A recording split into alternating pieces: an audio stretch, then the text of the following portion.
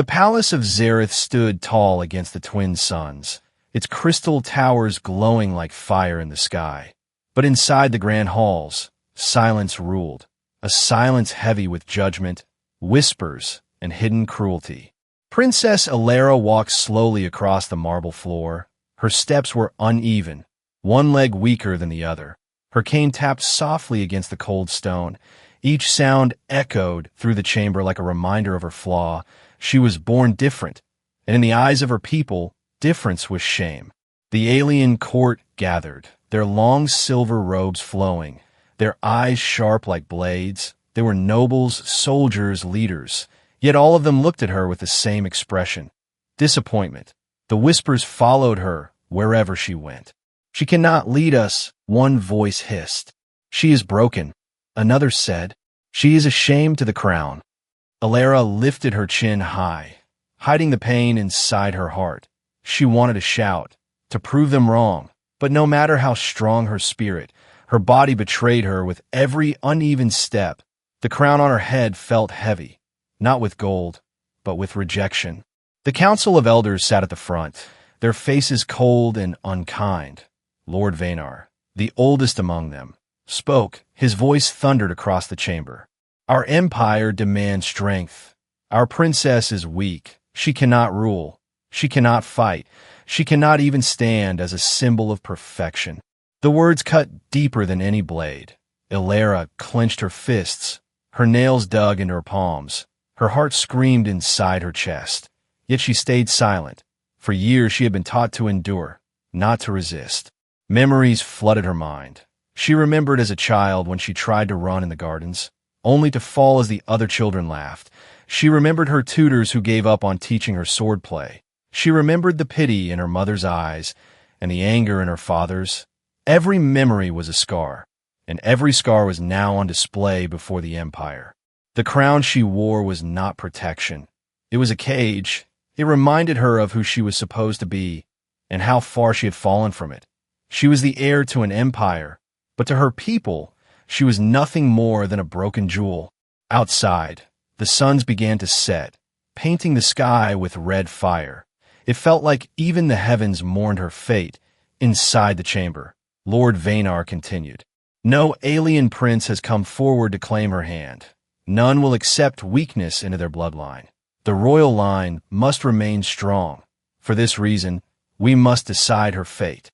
The nobles murmured in agreement. Some nodded, some smirked. A few looked away, ashamed but silent. No one spoke in her defense, not even her family. Alara stood in the center, her chest rising and falling. Her pride fought against her fear. She wanted to scream at them, tell them she was more than her body, that her spirit was stronger than any warrior's blade, but she knew her words would be wasted. For her people, perfection was everything, and she was the opposite of it. Her crown felt heavier still. She thought of throwing it to the ground, shattering it into pieces, but she stopped. Her mother once told her, "A crown does not break, it breaks the one who wears it." And now she understood she was the one breaking. As the council prepared their decision, the chamber doors opened. A messenger hurried inside. His face pale, his hands trembling, he bowed quickly and spoke. "A human ship has arrived at our borders. They bring a message for the Empire." The room fell silent. The word human was like poison in their ears to the proud aliens. Humans were considered lesser, fragile, and unworthy of attention. Yet their arrival now, at this very moment, felt like fate's cruel game. Alara looked up, her eyes narrowing. Humans, the outsiders who were always mocked by her kind. Why would they come now, and what did it mean for her future? The council ignored her thoughts. Already, Lord Vanar's lips curled into a bitter smile. "Perhaps the stars mock us. Perhaps they send these humans to remind us of our strength. Yes, let them see our broken princess and know what happens when weakness tries to wear a crown." The nobles laughed softly. Their cruel amusement filled the hall. Alara's heart pounded. Shame burned her cheeks. Yet somewhere deep inside her, another feeling stirred. Not anger, not sorrow, but something else, hope. For if her people saw only weakness in her, Maybe a stranger could see something different. Maybe the arrival of the humans was not fate's cruelty, but fate's chance. The suns dipped lower. The chamber bathed in shadows. The crown on her head pressed down like a mountain. And yet for the first time, Illyra did not feel crushed beneath it. She felt a spark, small but real. A spark that whispered, "Your story is not over." The next morning, the royal council gathered again inside the Hall of Crowns. The crystal walls reflected the pale light of the rising suns, yet the chamber felt colder than the deepest void of space. Princess Illyra stood at the center once more, her hands gripping the silver cane that steadied her trembling steps. The nobles sat in a half-circle, their eyes sharp, their voices hushed. All waited for Lord Vanar, the eldest and most feared of the council, to speak. When he finally rose, his long robe sweeping the floor, silence fell like a blade. "Illyra of the Crown," his voice rang through the hall. "Your weakness has shamed the Empire long enough. No prince has chosen you. No warrior claims you. The blood of Zareth cannot mix with broken lines." His words echoed against the crystal, each one a wound carved into her heart. Illyra raised her chin. Though her breath caught in her throat, she wanted to answer, but her voice seemed trapped inside her chest. Around her, the nobles began to murmur, some shaking their heads, others whispering cruel laughter. "She is no queen," one said. "She will bring ruin," another added. "She must be cast out." Lord Vanar lifted his hand, and the chamber fell silent again. His eyes glinted with something darker than judgment, pride mixed with cruelty. "For this reason, the council has decided your fate," he declared. "You shall be given in marriage, not to an alien prince, but to a human." Gasps filled the hall. The word burned on their tongues. Humans were considered beneath them, fragile, clumsy creatures of a young species. To give a royal daughter to one of them was not a union. It was exile wrapped in mockery. Illyra's chest tightened. She looked up sharply, her violet eyes flashing with fire. A human? The thought struck her with both shock and confusion. Why would the council do such a thing? To them, this was worse than banishment. It was humiliation. Lord Vanar's lips curved into a cold smile. "Yes, let the humans take her. They admire weakness. Perhaps they will admire her, too. In this way, our empire is rid of its shame, and she will not sit alone in the palace as a reminder of our failure." The council nodded, satisfied with his plan. Some laughed softly, others smiled in relief. To them, this was justice. To Illyra, it was betrayal. Her hand shook as she gripped her cane tighter. Rage rose in her chest, thick and burning. "You cannot decide my life like this," she wanted to scream, but no words left her lips. She felt her throat close, her voice silenced by the weight of centuries of tradition pressing against her. Her mother, Queen Celera, sat quietly beside the council. Her eyes glistened with tears, but she did not speak. Illyra searched her face for a sign of comfort, for any spark of defense, but the queen looked away. The silence of a mother was more painful than the cruelty of the council. The decision was final. The guard were ordered to prepare the princess for the meeting. A human envoy was already waiting beyond the borders of Zareth. That night, Illyra stood in her chamber, staring at her reflection in the crystal mirror. The crown on her head felt heavier than ever. She traced the scars on her hands, marks of her endless attempts to prove herself. But none of it mattered now. Her people had judged her not as a princess, not as a leader, but as a burden to be thrown away. The stars outside shimmered in the dark sky, distant and cold. She wondered if one of those stars belonged to the humans. What kind of creatures were they really? Were they truly weak, as her people claimed, or was there something else hidden in their strength? Her heart battled with fear and anger. To be sent away was a wound she could not ignore. Yet somewhere deep inside her, a quiet thought began to grow. If her people rejected her, then perhaps her fate was not tied to them at all. Perhaps her destiny waited in the unknown, beyond the walls of Zareth. When dawn came, the gates of the palace opened. The royal guards marched forward, surrounding the princess as if she were a prisoner. Nobles lined the streets, some sneering, some whispering. A few turned their eyes away, ashamed to watch. Alara walked slowly, her cane striking the stone with every step. The crowd's voices cut into her like knives. Look, the broken crown leaves. She's no daughter of Zareth. May the humans keep her. She lifted her head high, refusing to bow under their scorn. Her heart bled, but her pride burned brighter. If they wanted to throw her away, then she would leave with her dignity intact. At the great landing docks, a sleek human vessel waited. Its surface glimmered with steel, smaller than the massive alien ships, but strangely alive with energy. Human banners waved in the soft wind, simple and bold. Alara paused at the top of the stairs, her eyes fixed on the ship. Her heart pounded. For the first time, her future was not written by the council. It was written by the unknown.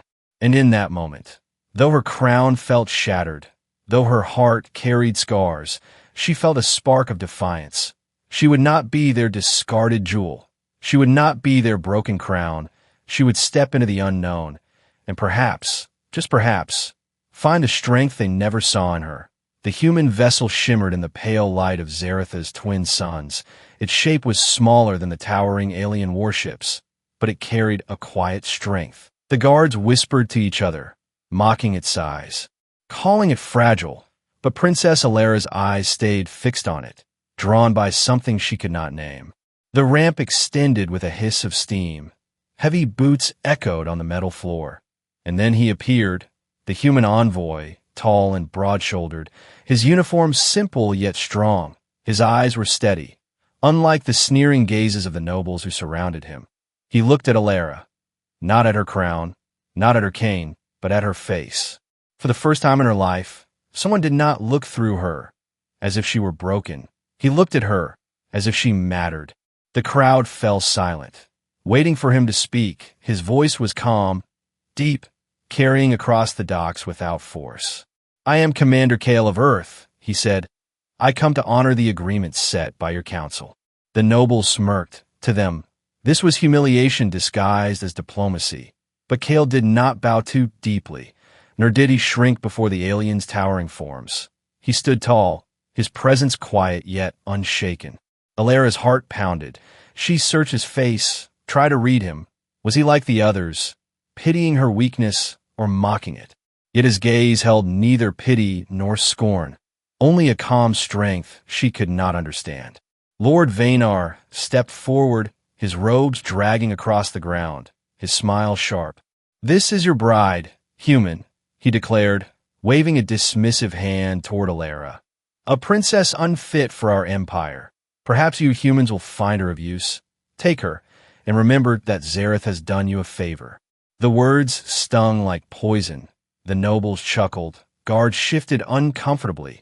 Some even spat the word human under their breath. Alara's cheeks burned. Her fists tightened around her cane.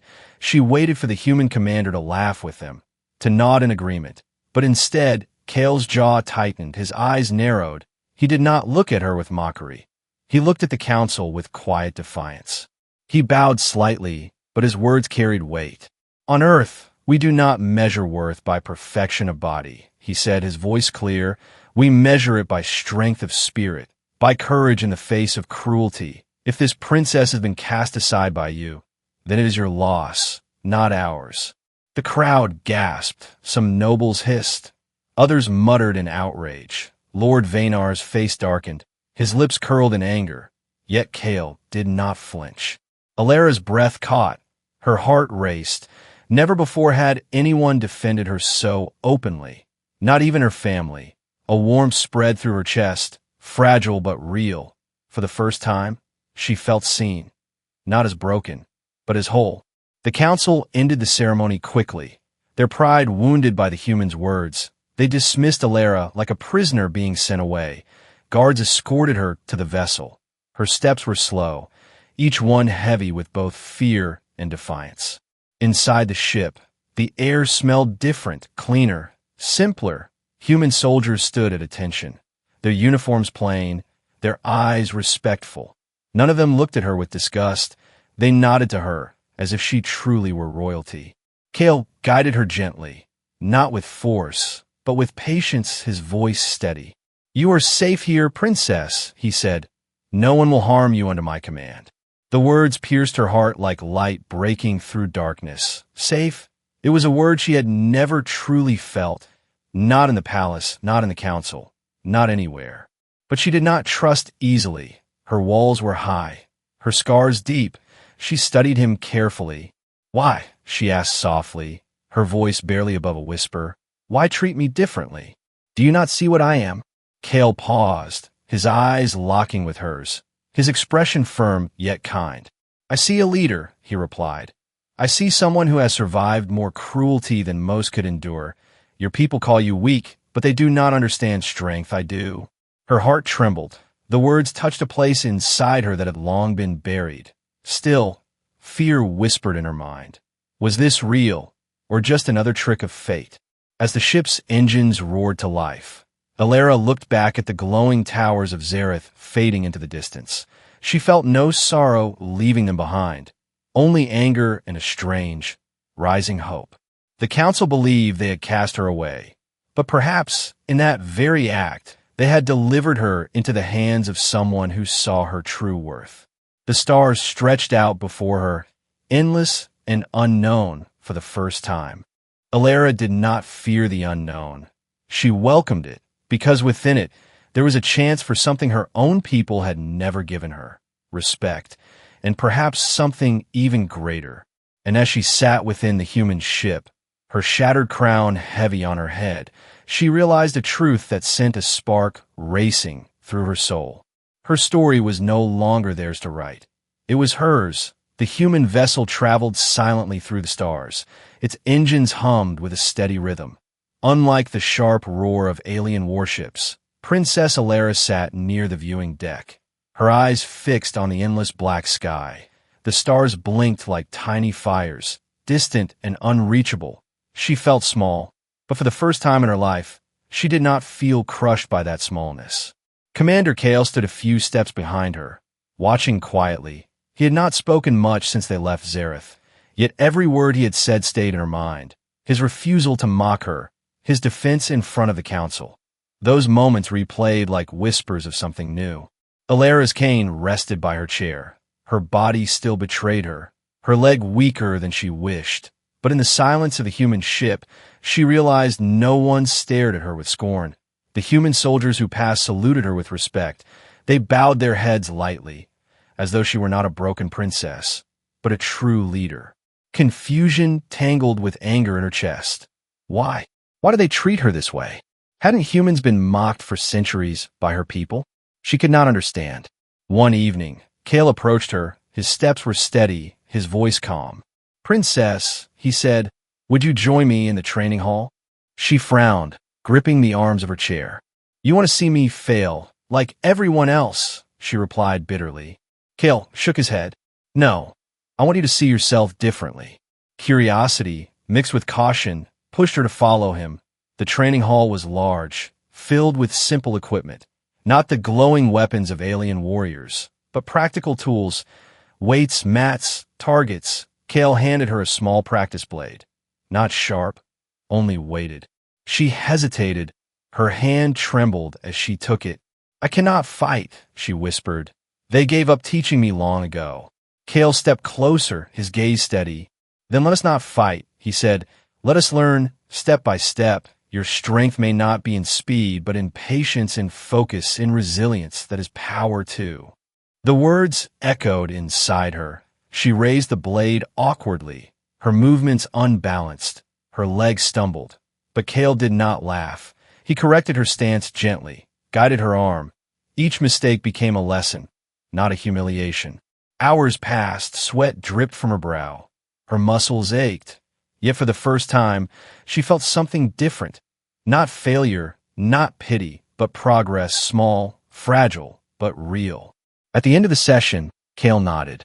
"You have more fire in you than you realize," he said. "Do not let their words bury it." That night, Alara lay awake in her quarters. Her mind replayed his words. She remembered every cruel laugh from the nobles, every cold glance from her family. And then she remembered the way Kale looked at her, not as broken, but as strong, Her chest tightened with something unfamiliar. Hope. Days turned into weeks. Ilara began training daily, sometimes with the blade, sometimes with strategy boards Kale set before her. He challenged her to think, to lead, to question. Her body still faltered, but her mind grew sharper. Her spirit, once buried under shame, began to rise. One day, while studying maps of star routes, she pointed out a hidden pattern in enemy movement. Kale raised his brows in surprise. "That is brilliant," he said. "Few of my officers notice this. You see what others overlook." Ilara's heart skipped. For the first time, she felt valuable. Not for her title, but for her mind. The soldiers, too, began to notice. They respected her insights, sought her advice. In their eyes, she was no longer a weak princess. She was a voice worth hearing. Yet shadows still haunted her. She often wondered if this was temporary, if one mistake would bring the old whispers back. At night, when the ship grew quiet, she would stare at her reflection and whisper, "Am I strong? Or am I fooling myself?" But each morning, she returned to the training hall. She lifted the blade, stumbled, rose again. Each failure became fuel. Each scar became proof. Kale watched her transformation in silence. His respect grew with every passing day. He saw not a broken jewel, but a flame, fragile yet unyielding. And though Ilara did not yet see it, she was becoming something her people had never allowed her to be, her true self. The spark of strength, once buried, now burned quietly within her, waiting for the storm that was to come. The human ship drifted quietly through the void, its crew carrying on with calm discipline.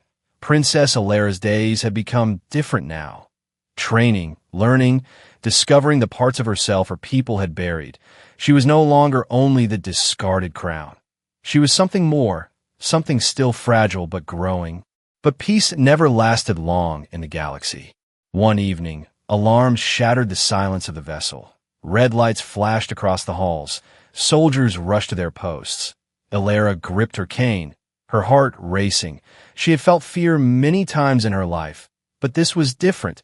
It was not fear of judgment. It was fear of survival.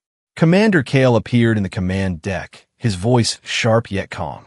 "Enemy ships approaching. They are Zareth rebels." The word struck Ilara like ice. Rebels? Her own people? Her mind spun. The rebels were not loyal to the Empire. They sought to overthrow it, to claim power by any means. And now they were here, chasing a human vessel that carried her. The screen lit up with the image of rebel ships, sleek, jagged, and filled with deadly firepower. They outnumbered the humans 3-1. Kale turned to his officers. "Shields up, prepare for evasive maneuvers." The ship trembled as enemy fire struck its side. Sparks rained from the ceiling. Soldiers shouted orders. The air grew thick with tension. Ilara stood frozen for a moment. Her chest tightened. Her people had rejected her, and now those same people sought to destroy the ship that carried her. Was this her fault? Had her curse followed the humans?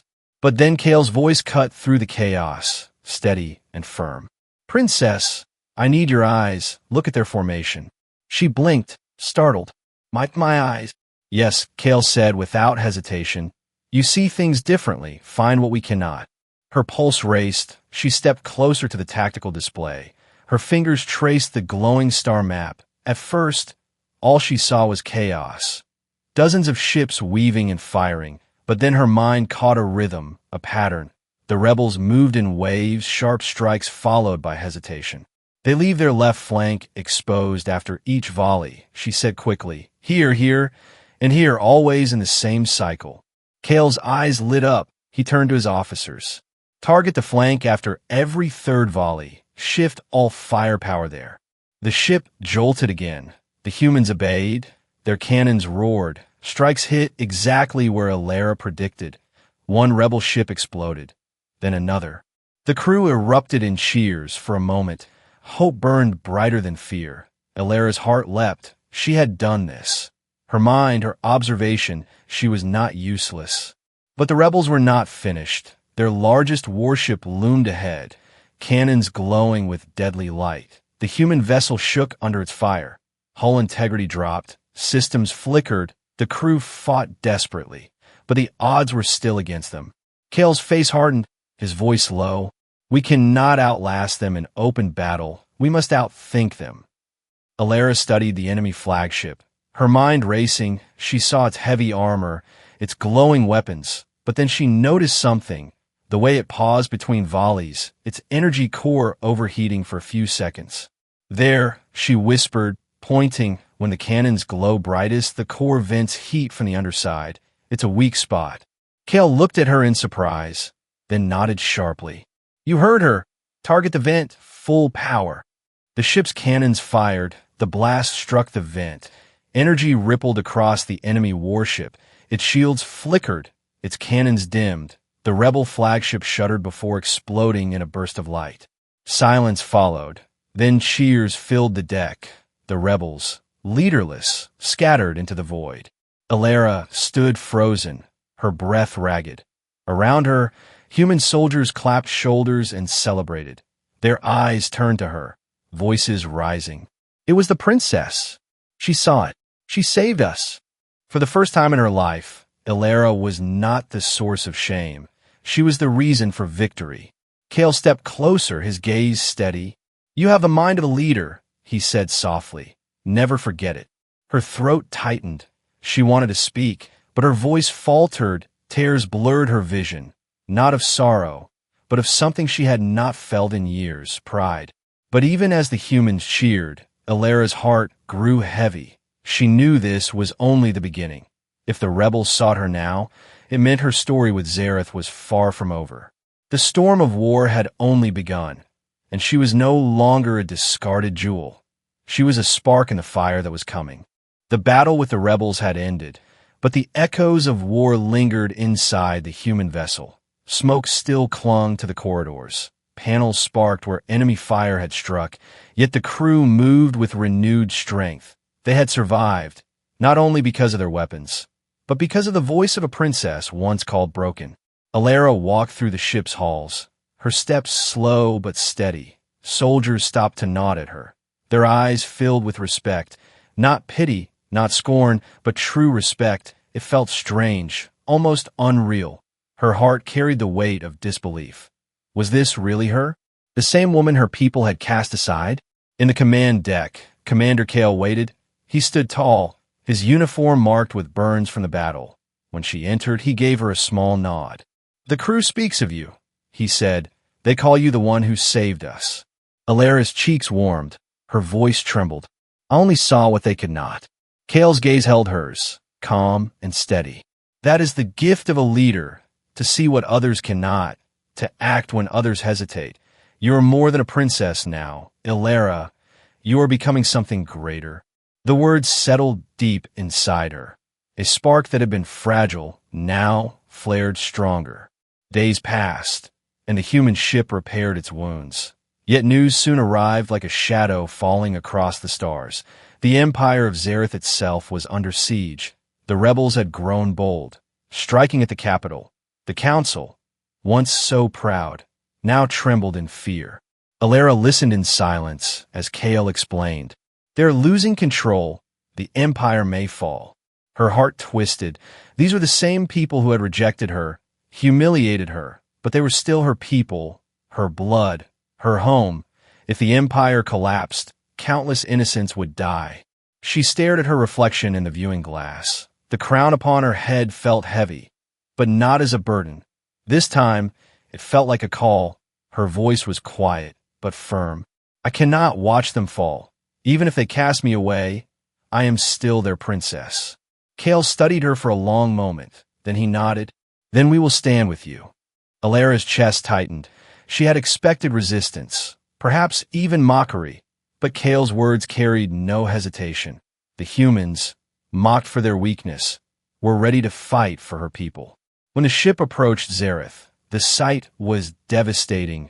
Towers of crystal burned. The skies swarmed with rebel warships. The proud capital shook under fire. The nobles who once sneered now hid in fear. The human vessel cut through the chaos. Alara stood at the front, her cane in one hand, her voice stronger than it had ever been. She addressed both humans and aliens alike, her words echoing across the calms. People of Zareth, you see me as broken, but broken things can still shine. You see me as weak, but weakness teaches us strength. Today, I will not be silent. Today, I will fight for you, for the Empire, for the future.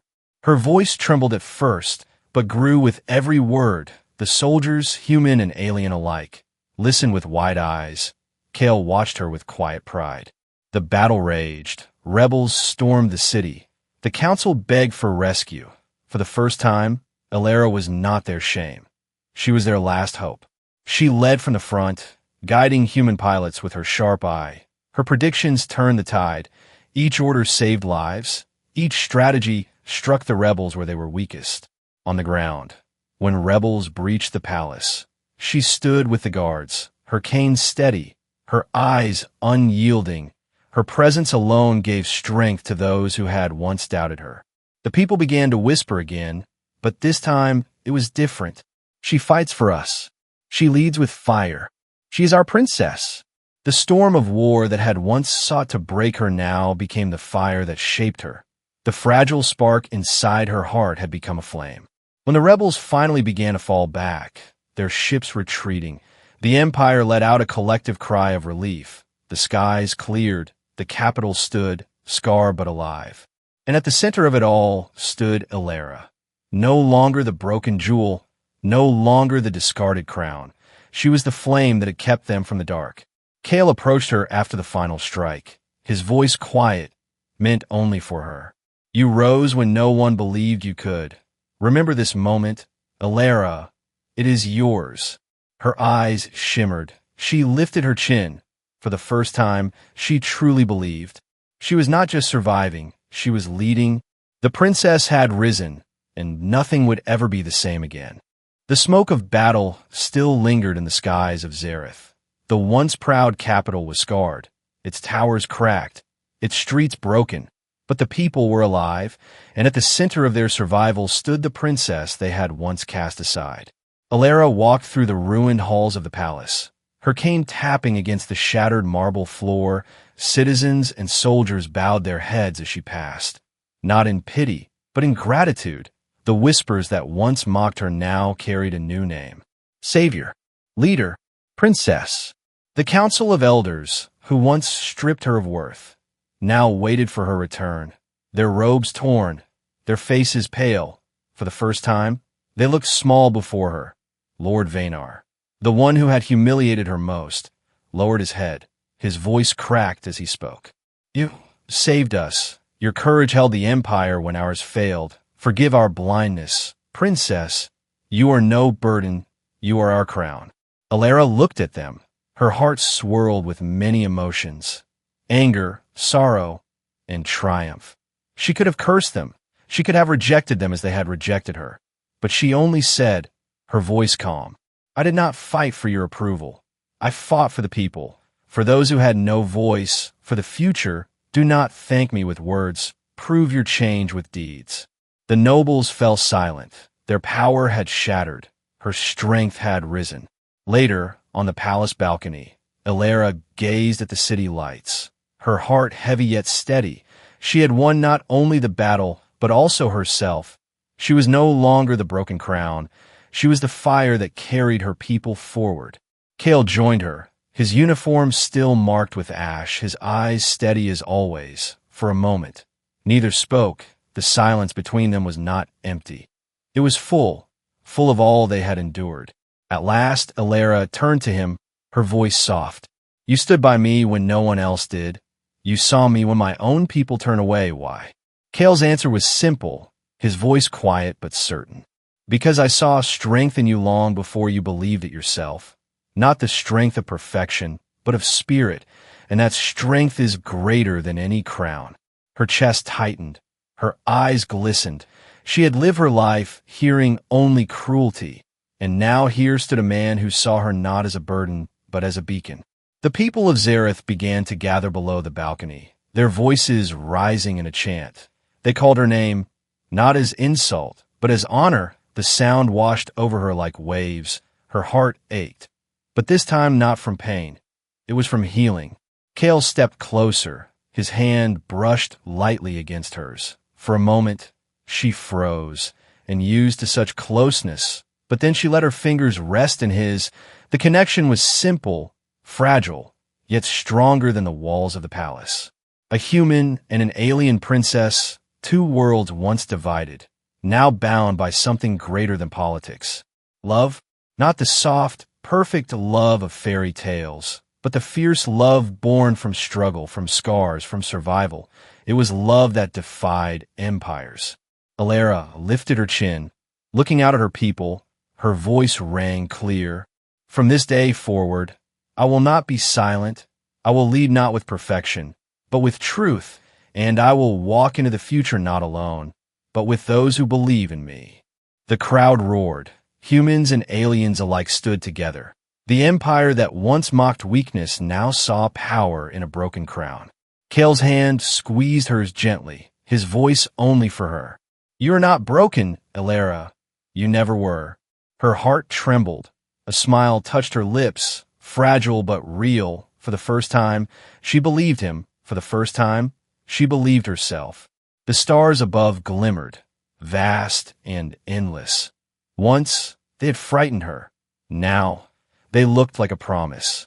Her story was no longer one of rejection. It was one of defiance, of strength, of love. And as she stood on the balcony, with her people's voices rising like thunder and a human's hand holding hers, Princess Alara knew this truth. A crown can break, but from its shattered pieces, a brighter light can rise.